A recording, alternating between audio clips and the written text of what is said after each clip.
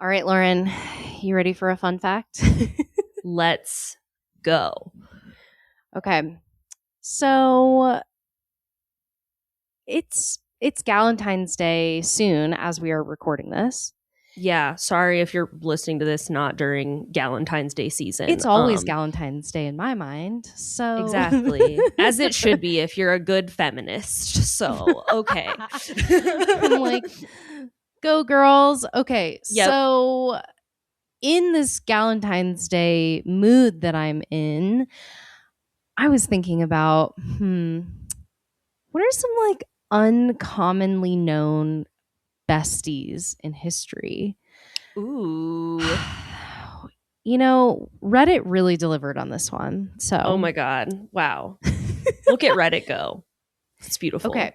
So let me ask you this. Did you know that there was a flight that happened between besties to escape what I imagine to be extremely dull, boring dinner at the White House? Like two ladies stole a fucking plane. Not exactly, but okay. But they were like, I'm over it. We gotta blow this popsicle stand straight to the sky.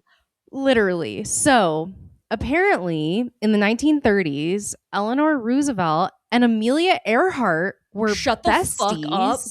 Yeah. They were besties and they had this like shared value system of like women supporting other women, women's equality, social causes, and like Amelia Earhart was really supportive of Eleanor Roosevelt's mission to support and improve the lives of working women. So apparently, the story goes in April of 1933, they both left the White House. They were like, this fucking sucks. This is boring. This is a big dumb party. It's probably not, but like probably a big old stupid sausage fest. And they were like, we gotta go. They were like, bye. And so they took a flight to Baltimore and back in evening gowns. And that was it. They were like, fuck it. I imagine the story kind of happening like Amelia was like, hey, Eleanor, you want to get out of here? And she was like, oh my God, finally. And so they hopped on a plane and left. Do you think Eleanor was just like smoking cigarettes and like drinking absinthe? And Amelia was like, you have fun, Eleanor. I'm not going to drink though because I got to drive the fucking plane. Probably. Or oh my God. They were both like, woo, shots in the cockpit. Who knows? Honestly. Who knows? Oh my God. Honestly, clearly it's like a certain time of the month for me right now, but I'm like actually tearing up a little bit about how beautiful you're like, oh my God, female friendship. I'm also reading The Handmaid's Tale right now, and it's like fucking bleak that I want to like DNF it really bad. Unrelated, like, because I'd never watched the show or anything, and then anyways, I would say like I wouldn't maybe recommend reading The Handmaid's Tale right now. Is that for your book club? Like, why? No, I just decided to because like I'm waiting for personal torture. Yeah, I didn't know. Listen, this is not related, but like I'm waiting. I get like stuck on waiting lists for like popular books at the library, but what's like always available is like classics. And so I was like, like this one's like a classic and it's not that long. Like I should probably like read it. That'd be good. And now I'm like, yeah. I'm like, that was me with Wuthering Heights. I read that finally and was like, oh, it's a lot to get through. I also was like, man, if I were transported back in time, if I had an Outlander moment and I was dumped into the 1800s, I wouldn't know what was what. I'd be listening and going, huh? No. Yeah, it's just a different verbiage. Vernacular. I think if you were in England though, you could assume that someone was like insulting you with like 17 more words than they needed to just be like, I think you're a little dumb. I just read unrelated note, but I also just read Pride and Prejudice for the first time and I loved that shit. That was a blast. I love Pride and Prejudice. Pride and Prejudice was so good. Yeah. Okay. Anyways, hello. You're listening to the Average Climber podcast. We don't talk about we talk about books, but that's not like. Anyway, welcome to episode. That's not what we're here. Okay, anyways, so hello. All right, we have to do this now. All right. I'm Lauren. I'm a certified personal trainer and climbing coach. I am here with my dear friend who is very super duper literarily aware. Try to be. Everyone here in Santa Fe is really on the ball, and I'm like, fuck, I have to get ahead. They're like, I read 12 books this week. What have you read? I'm like, 12 pages. Subtitles on Emily in Paris. Fuck off. Anyways. Yeah. But I did just finish Alchemized. So anyway, that's all I'll say there. That book is meaty. Oh my God. Anyways, this is Caitlin. This is me, Caitlin. I am a certified nutrition specialist, not a literary savant. Expert. Yeah. Yeah. But yeah, well, we're figuring it out. Maybe a romanticy savant. I don't know. Time will tell. Incredible. Lauren, what the heck are we talking about today? Okay, so audience, today I was like pretty annoying to Kate. Like we had outlined what we were doing with episode 7, but it was like mainly a me episode, and then I was like, I'm taking matters into my own hands and not telling Caitlin fully what we're talking about. So I love a surprise. Okay, Caitlin, the episode title is obviously Consistency's Best Friend. Caitlin, you've maybe heard me say this before. Do you know who I would consider to be Consistency's best friend? Speaking of best friends.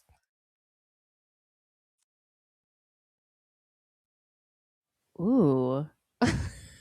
I don't know. Okay, I'll tell you. Do you want me to tell you or do you want to guess?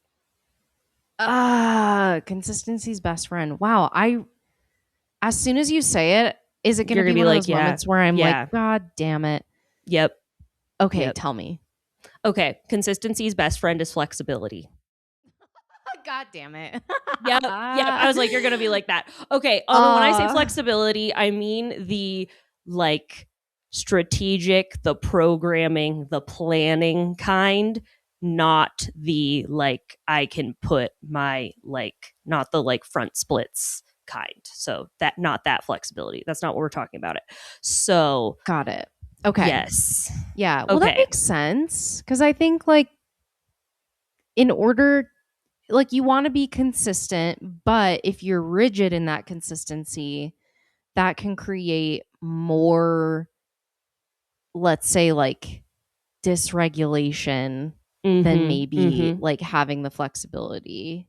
Yeah. Oh, we're gonna get the fuck into it. I'm so excited. Okay. So okay. As is tradition, now that we're episode 7, we have traditions now. Time-honored traditions, apparently.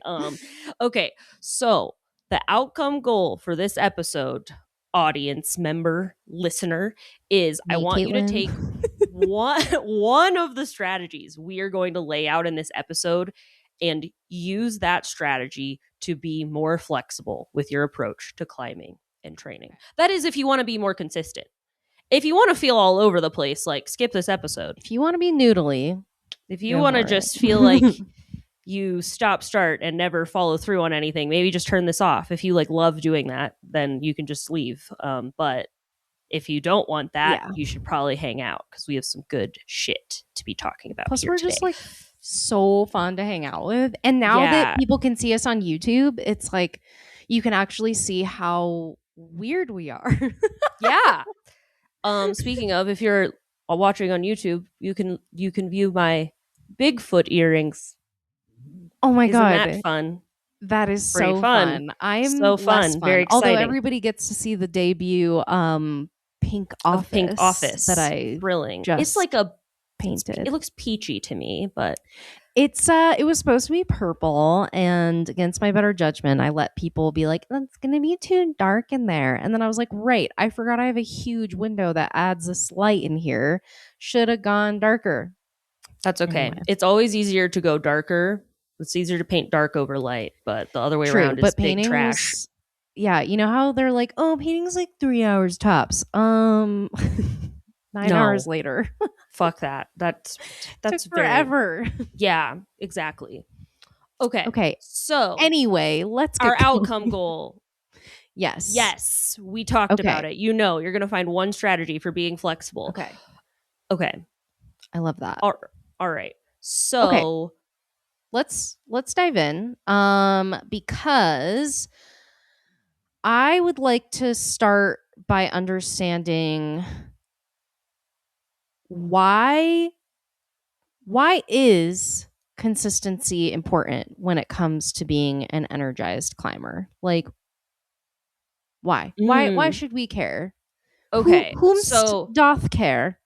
okay, this is because I wanted to tie this back because I think like being consistent might not seem like it directly relates to the word energized, but I want to lay it out there as how we're connecting these things. So, Ooh. from a training perspective, if your goal, and kind of like what we talked about in our what is work capacity episode, in our previous episode 6, we talk about how, like, if you want to develop work capacity, if you want to have more, oomph for your sessions, if you want to just have the ability to like climb multiple days on or be able to give a lot of quality attempts in a session, you have to put in the work. And if you're really spotty about completing your training, if you're super on and off with what you do, you are not going to be able to build that work capacity, and you're not going to be able to become more energized from a training perspective. Like if you're super on again, off again with your training, you're just not going to make progress, and that in turn will not help you be a very energized climber, right? So I think that's how, like you got to get the training done to have more energy. Or wow, that came out like one of those like sticks. Wow. Anyway, okay. It's like you got to get over that like initial hump, because it would be like what I imagine if you were like, wow, I'm gonna run a marathon tomorrow, and like obviously you haven't put in the work. Maybe. Yeah, you're gonna be like, if you finish it, you will be wrecked by the end. Yeah, you bye all faculties. I mean, like I think the idea when you run a marathon is to be like kind of wrecked at the end, no matter what. But right, you get but like the point. If you go in trained, it's like you're building along the way. Like you're building up stamina, endurance. Like you're gonna have better energy. Yes. Yeah. Okay. Cool. Shall we get into the nutrition it? side of things? Wait. Ooh, okay. I wanted to ask you. So, like, Caitlin, for you, how does consistency in one's nutritional approach breed more energy? I mean, it's like honestly the same. I talk about consistency so much with my athletes because I really do think like you could be doing everything right, but if it's sporadic and you're doing it like every couple of days, and like some days you're just like not doing, like an extreme example would be like if you're fasting for 3 days in a row and like occasionally you do like enough an awesome calories, day of eating. Yeah, an awesome day of eating mixed with like less than awesome days. Like that consistency is so important for so many factors. Like your body likes having things to rely on. It does best when it's in this like zone of consistency and homeostasis. Like it's your body likes to expect things, and it gets into a rhythm, and when you disrupt that rhythm, it's when you can feel like really drained in multiple systems in your body. But I 100% think consistency is super important, but also flexibility. So yeah, so exactly. So now you have it, folks. Being consistent in many areas of your training, nutrition, etc., will help you be more energized. But if we want to be more consistent, we will likely want to be able to be more flexible in our approach. So Lauren, with that, why do we need flexibility in our training in the first place? Okay, so 2 things. One, like life is no matter if you're a pro athlete or if you are like a parent with 2 jobs, and like your car has been on the fritz. Like there's going to be like some level of life stuff happening where that you aren't going to be able to control, like no matter what. Like it's not like Murphy's Law, right? Like that's just a thing. So having your training programming assuming that things always go according to plan doesn't seem reasonable to me. Like just plain and simple. Second, and I want to say I maybe heard this from you or either from Tom Herbert, Useful Coach, if any of you are familiar. But like, I really love this analogy of like the body being like a weather system because like that was Tom. Yeah. Yeah. I think that's great because like you can't, I just feel like you can, like, we've all had this happen where we're like, we slept well, work wasn't particularly stressful, we ate reasonably well. Like we can't figure out necessarily why we're feeling blah, but we just have a blah session. And then conversely, we also have it where like the other way around, where we're like everything goes wrong by all facts and stipulations and whatever. We should not be having a good session right now, but we are. And that's because the body and our minds are so much more complex than just like calories in, calories out, sleeping 8 hours a day. So I think having your training set up in a flexible way so that you can like accommodate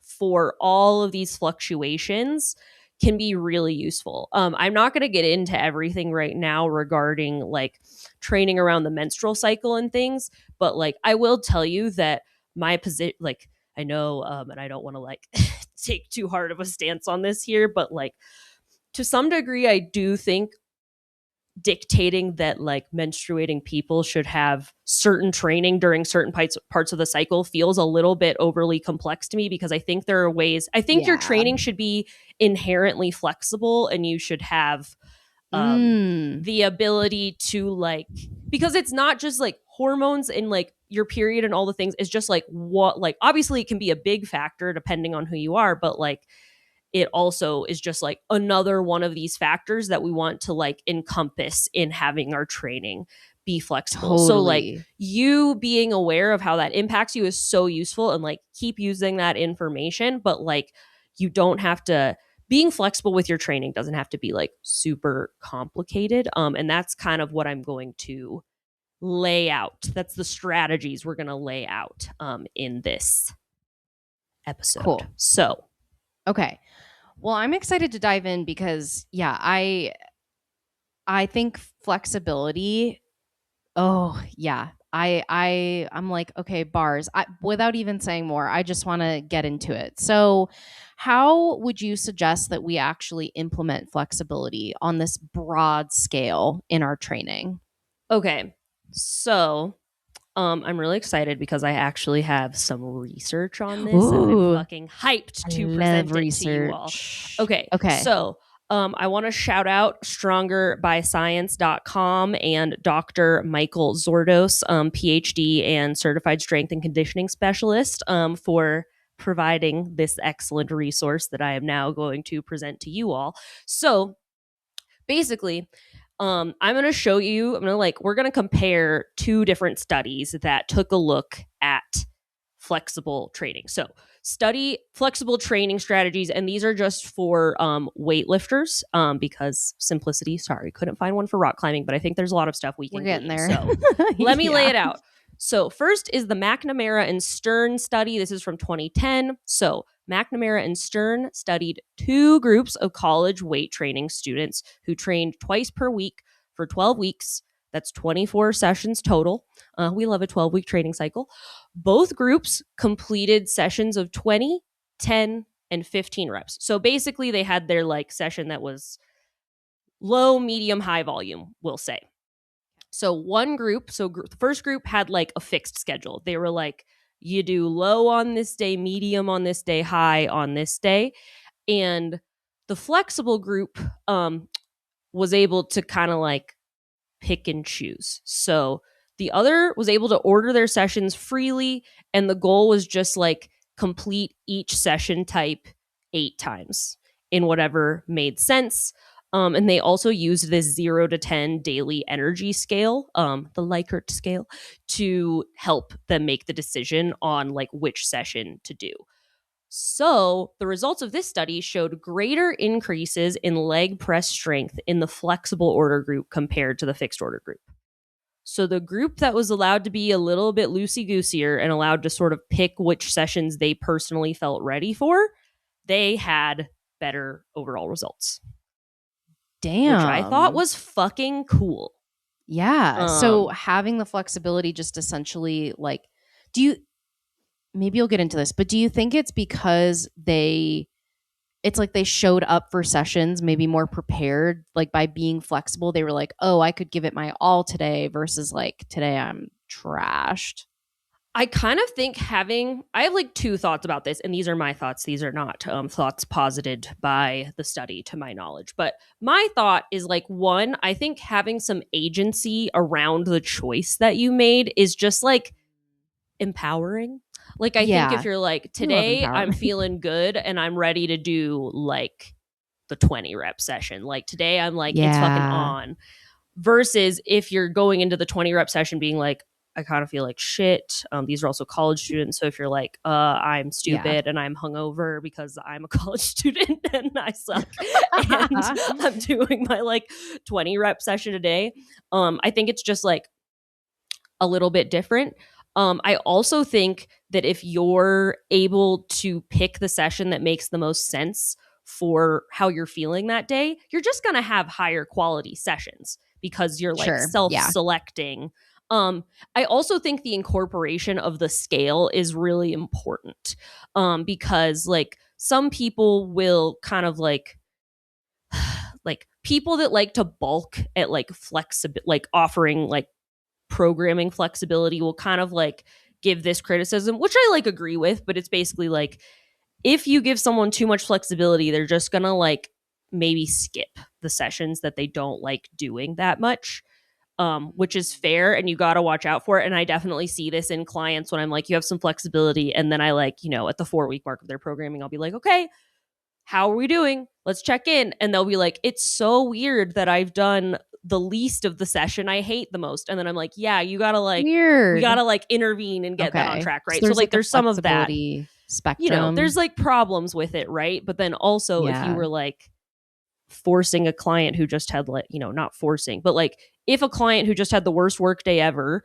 is supposed to go to the gym and they slept like shit and then their work day was horrible and then they're going into the gym to do like a bouldering project session, but like they have like none brain space for like thinking about beta or anything like that. Like, okay, that session probably sucked. Like it probably would have been better for them to like change, right? So that's kind of my thought is like, I think that's kind of why this made a difference and why it does, I think, make a difference in the real world. Okay. Totally. I want to move on to the second study that sort of contrasts this a little bit because I do think this is interesting and it's going to give us some other things to talk about. So second study is Colquhoun et al. 2017. So this study compared fixed and flexible training templates in powerlifters over 8 weeks. So both groups were completing a hypertrophy, a power, and a strength session per week. The fixed group had like a set order for these sessions. And then the flexible group was able to choose session order as long as they were completed each week. So no differences were found between groups in squat, bench press, deadlift volume, or maximal strength. However, the training adherence was higher in the flexible group who selected sessions based on their daily motivation, which they assessed on a 0 to 5 scale as opposed to a 0 to 10 scale. Okay, so obviously some mixed results here. And Caitlin, before I get into my thoughts, do you have any like questions or things that like jump out at you?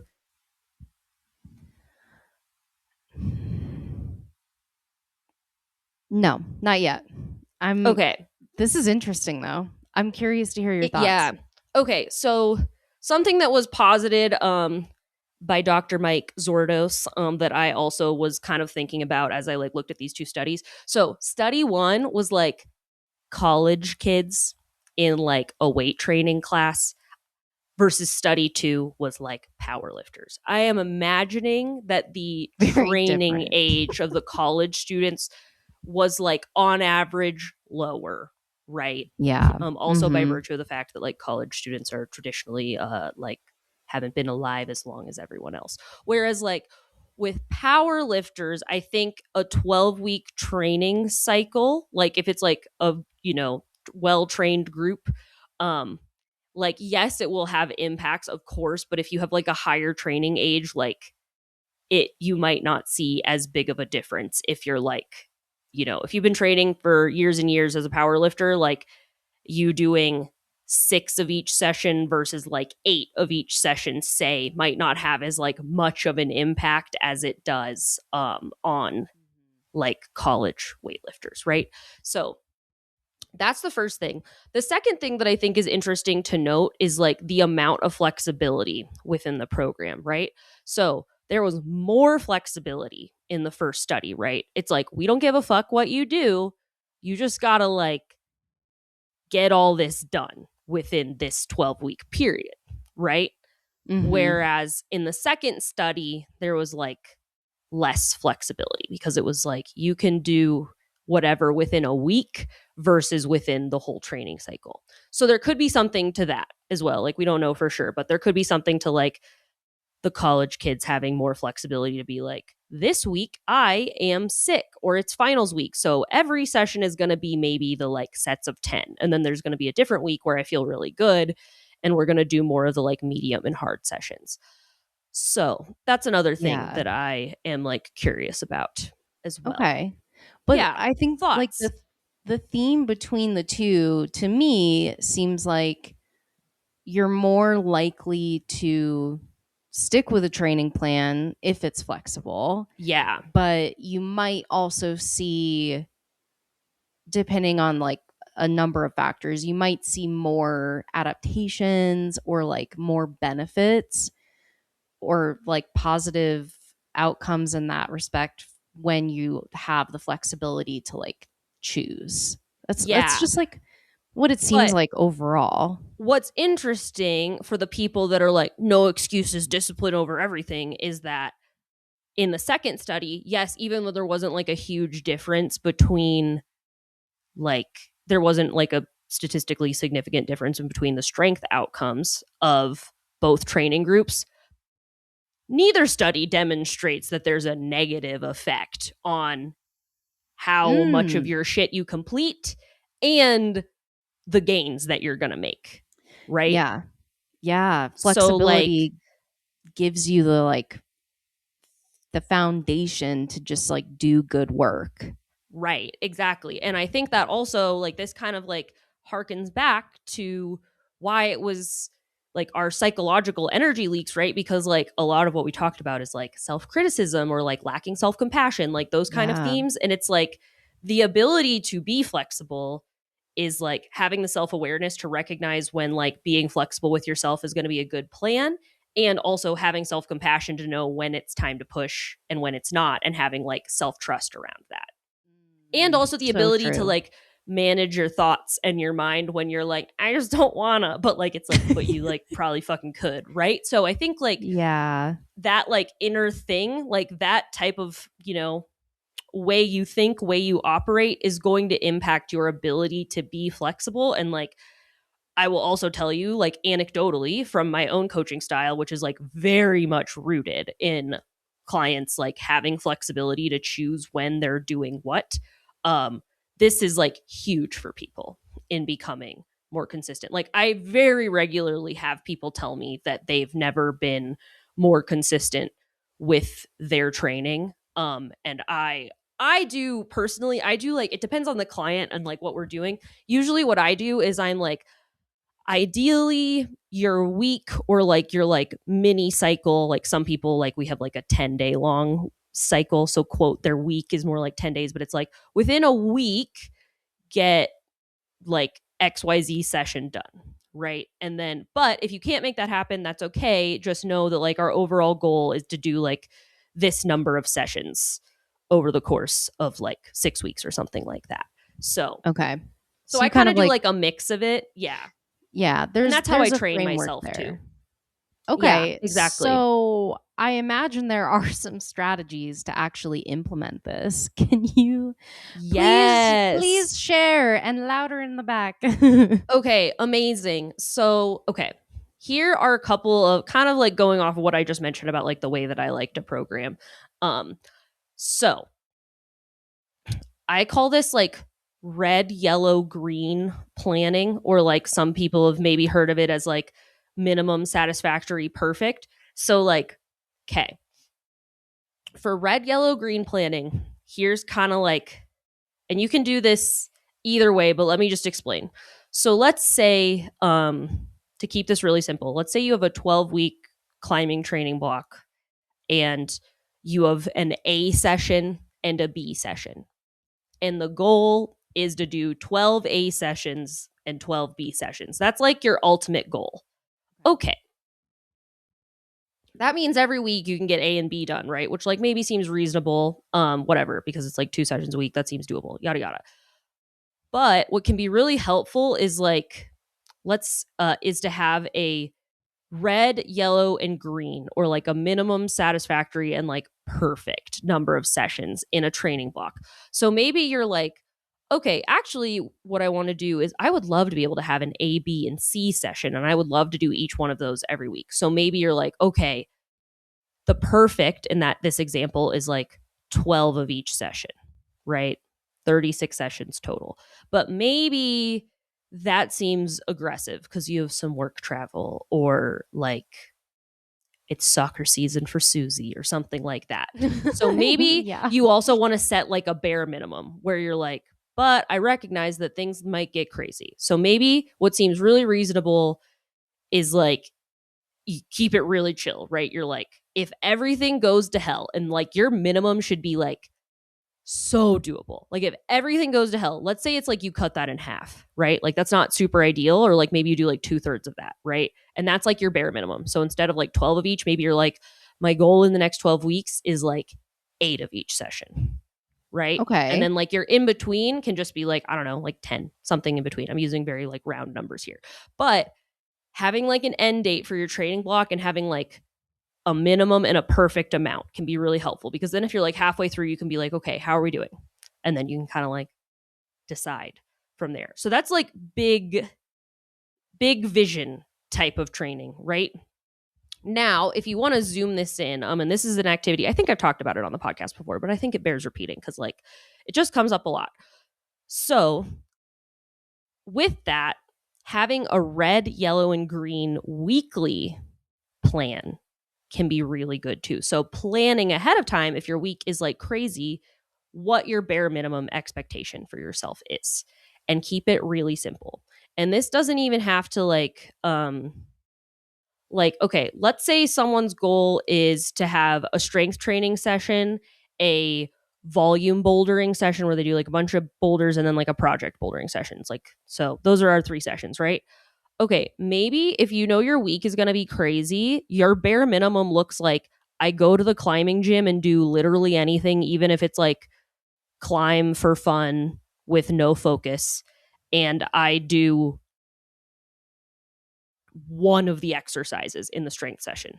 Like your minimum week should be really easy. Like I'm talking family emergency. I'm talking like, I don't know, like So make it you're yeah, go ahead. sorry. We're going Where's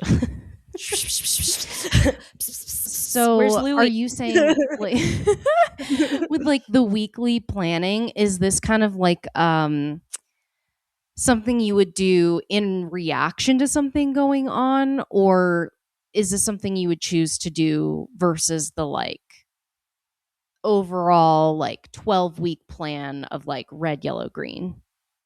Okay. Yes. Okay. And that's why I said there's like kind of 2 ways you can go about this. I'll give you the little handout that I give clients too in this one as well, because I think that'll be helpful. And I think this is a good one to have a visual for. So usually this is what happens. We like have our like, this is our game plan. And then it's like week 3 of the program. And then like someone's like life happens. And then I go, okay, sounds like, or like they're like, hey, so next week, like shit's gonna be buck wild. And I'm like, okay, step into my office. We are going to plan ahead of time. So, what I think is really smart to do is do this at the beginning of a training cycle. Be like, okay, my ideal week is like the green week. Like if my week is going to be chill, this is all manageable. Then do your like bare minimum week, right? So you already have this planned, and then your yellow will be like somewhere in the middle. Stoplight planning is another thing I've called this.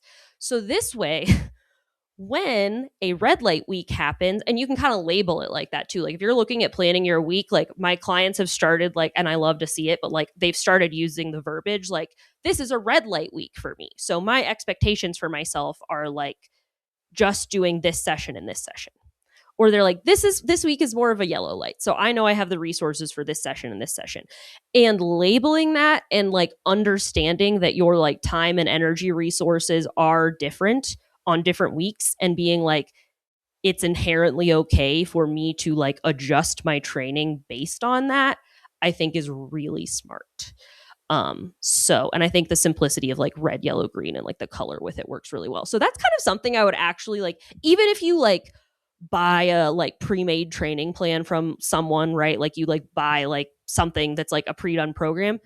It might say like Tuesdays you do this, Thursdays you do whatever. Who cares? Look at the thing and just be like, okay, maybe this is the like perfect version. What's my red, yellow, and green version of this? And plan that ahead of time so that you can just look at your emergency plan when you realize it is either becoming a red light week or it is going to be a red light week because of like, you have stuff going on. And then you can just do that. Yeah. Yeah. Okay. Because I think like, pivoting feels good, but my problem is I never really know when I'm in a week where I'm like, it's becoming a red light week. I'm like, oh, oh yeah, and things implode. I don't at that point. I think I end up just. Ooh, there are a lot of scenarios that happen. Yeah, then. I think like that's also such a good thing to keep in mind is like, do you need to like check in with yourself, or maybe you need to have some like, when you're like thinking about these weeks, like have some notes to self. Like if you have a work day where you end the work day and you're like, I don't even like drinking that much, but what if I just drank a whole bottle of wine and cried by myself? Maybe you're like, okay, it's become a red light week now. like, yeah. Like if you're like, hey, if you have a full on fucking emotional breakdown, it's a red light week now, right? Like, or Menti whatever like bees needs equal to be maybe for you. red light week. Yeah. Yeah. Or like, for me, my like automatic is almost like if I have guests coming to visit for 3 or more days is a red light week, because I just know that that's going to like take some of my resources and my time, and it's just going to be like easier than that. So it's like, it's about checking in with yourself, and like, you're going to fuck it up. But like, and it's also like kind of noticing what things kind of like take your energy, take more time, like all that stuff. But like the whole point is just like acknowledging that you only have so many resources. You only have so much stuff on your plate. So like not having your training be adaptable to how much room there is on your plate for training just like doesn't make any sense. And this is kind of like a structured way to go about it. Yeah. I feel like if anything, I've started journaling recently, and like in my planner, I got a really cool Japanese planner that like has a spot for journaling in it, and I'm really geeking out about it. But I've noticed that when like after the fact, if I've started to see patterns of, let's say like, okay, last week I was sick, we had our floors done, like it was such a dumpster fire week that I could barely get my just like regular work done, let alone red light week. Yeah, it was like the most red light week where like my garage was so full of all of our crap from inside the house that I was like, there is no way I can train. And initially I was like, oh, well, I could go to the gym with a friend on a guest pass, but then I got sick. So looking back at the week, yeah, I was like, there's nothing else I could have done differently. I just had to like sit with it and be like, okay, I'm ill. Things are not the way I want them to be, but I will get back into training. And this week has been like the perfect green light week, because I think it's just like you're kind of rolling with the punches, but I almost wish I had planned for that. Yeah. Like, I think I knew in my mind, I was like, that's not going to happen. And but like maybe anticipation is also like a really big time management skill, especially like not just anticipation of like when is whatever appointment, like what, like literally the time, but also anticipation of just like how mentally tiring or like how much like focus or like I don't know, like mental and emotional energy certain days or certain things are going to take. Because like if you know that you have like, let's say like a work day where like you have to be in meetings all day, like if it's like a week, okay, like for example, back to my ex corporate lifestyle, I knew that if like this one French motherfucker was coming to the plant, it was going to be a hellish week at work. And I was probably going to spend a lot of time. It's not about the French. I'm just remembering. Yeah, I remember he just had the Frenchest name and was just like honestly such a dick. But anyways, like if I knew he was coming to the plant, I knew I was like in for it. I know knew I was going to be like randomly asked to put together presentations that no one thought of until the last minute. Like even though maybe technically I was still getting off at work at like a similar-ish time and I technically still had the same amount, like it's just different. It's just not like the week to try to like whatever. Like I knew like I was going to be more stressed all day, like all the things. So it's like, it's kind of like that. It's kind of like trying to acknowledge like literal time constraints and also just like the other like more psychologically related energy of certain things. So yeah, I would highly encourage you all to like kind of like I talked about before, have a little bit of a weekly planning ritual for your training and maybe try this on for size. Be like, okay, I think it's going to be, I'm like looking at what's going on. I'm looking at like all the things and I'm anticipating that this is going to be like a yellow light week. So these are my expectations. And maybe it's better than that and you can fit more in or whatever, but just like anticipating based on like the sum of all the things is really smart. And you're going to fuck it up. Like you're totally going to fuck it up. You're going to guess wrong. You're not a fortune teller, but just like leveraging the skill of anticipation. It's going to be really helpful. So, okay. So we've talked about this anticipation piece, and I know we've already talked a lot about flexibility in our training and how to make those daily adjustments based on how you're feeling. But how does that actually look? Like, how does the process actually look? How do we decide what to do if the calendar isn't exactly lining up to how we're feeling? Yes. Okay. Great question. So, like, yeah, essentially, let me just lay out a scenario. So, you're supposed to train in the morning before work, say. But your body was like, oh, I know that you were like trying to get up at like 6 a.m. to go train. And then your body woke you up at 3 a.m. and was like, would you like 2 hours of insomnia? And then you finally get back to sleep. The alarm goes off at 6 a.m. and you're like, I think I should like sleep more and not fucking train right now. Rest. Right. Like, yeah. Like, so like, you know, things like that can happen. Or like we get done with a day of work and like, for whatever reason, we just feel particularly like fried. And even though we had like a rest day the day before and like all the things were just like, oh, like something in me is telling me that this is going to be a really like shit session. So you're getting this sensation that you're like, man, the thing I was planning to do is sounding like maybe not good. And everyone's going to have their like way of operating, right? Like some people are going to tend to like push too much and like not rest enough and do like too many things and like make themselves do sessions that their body doesn't feel ready for. And then there's also going to be the opposite where maybe you're more like, your reaction is more like, oh, I'll just like take it easy. And like either of these things in an extreme is like not productive, right? If you like push too much, too hard, too often, you're just going to like get injured or just have like low productivity sessions. And then if you like don't push yourself enough, you're not going to be consistent, which is like also a problem. So I propose, there's probably more than this, but I propose that there are like roughly 5 options that you have to pivot. And with my crew athletes, I call this our pivot menu. So we have if we are deciding like we should pivot today, we should maybe like change things up today. We have like 5 options on our pivot menu. So if we're getting that feeling like we should maybe do something than what we originally planned, here are 5 options, right?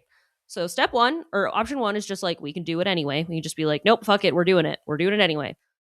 Number two is like, do the session we plan to do it anyway, but maybe you're going to like reduce your expectations or like modify the session. So like, for example, if it's technically supposed to be like a boulder project day, but you're like, I really want to do boulder projects today. Like, I do want to do it. I do want to get it done. Like, today is where it makes the most sense in my schedule. Like, I'm literally not going to be able to do this another day, like blah, blah, blah, whatever the circumstances may be. Okay, maybe that's true. So maybe if your typical boulder projects are like V7, maybe today you're like, well, where the way my body is feeling today, we're not going to work on 3 V7 projects. Maybe we're going to work on 1 V7 project, and then we're going to have like maybe one other project that's like V5 or V6, right? Or maybe we're just going to like do the session, but we're going to do like cut the, do less of the session. Step like down. If it's like supposed to do 10 warm-up boulders, maybe you're only going to do 6 or something, like whatever it may be, right? But just like do less of it, modify it, make it less intense, reduce your expectations, yada yada.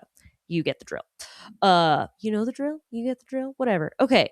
So option 3, similar to option 2, but not quite the same. So option 3 is like train anyway, but maybe you like change the session or the activity that you were going to do.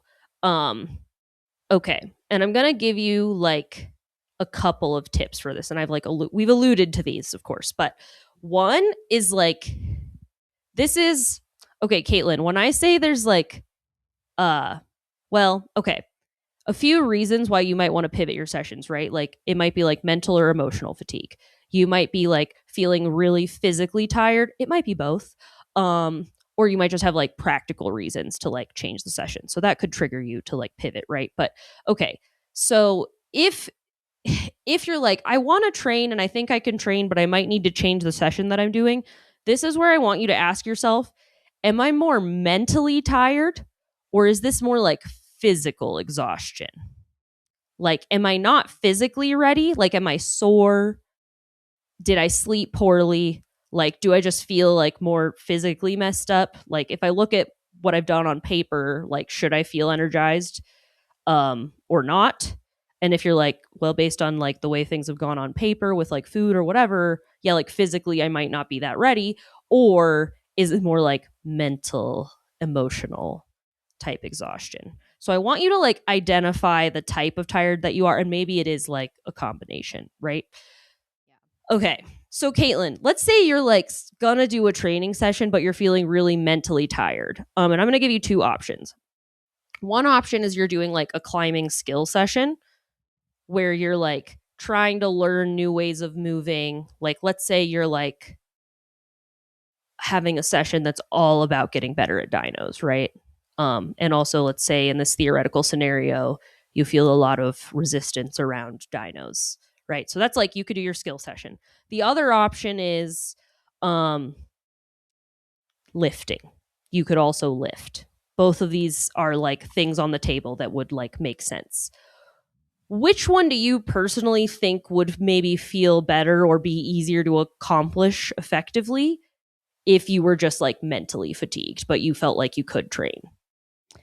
Absolutely the latter, because for me, like this maybe is the same for a lot of folks, but like lifting is so mindless for me at this point. I just like go in, get the job done, get out. Whereas like trying to like open up a little bit of space in my brain for new skills, ain't it?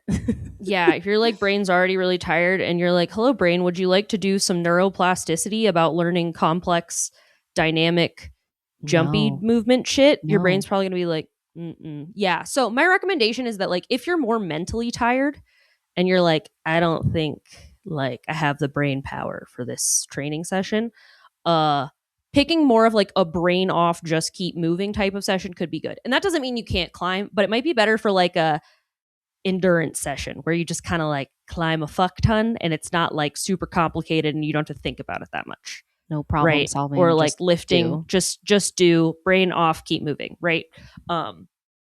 Yeah. So that's one thought.